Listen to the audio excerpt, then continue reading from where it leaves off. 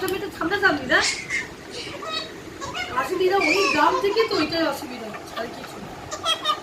তুই তাও দেখো না যদি হয়তো আমাকে একটু জানাও না সন্ধ্যেবেলা যদি আসে, হ্যাঁ তাহলে সেই হিসেবে তাকে আমি জানাবো, ঠিক আছে? হ্যাঁ হ্যাঁ ঠিক আছে।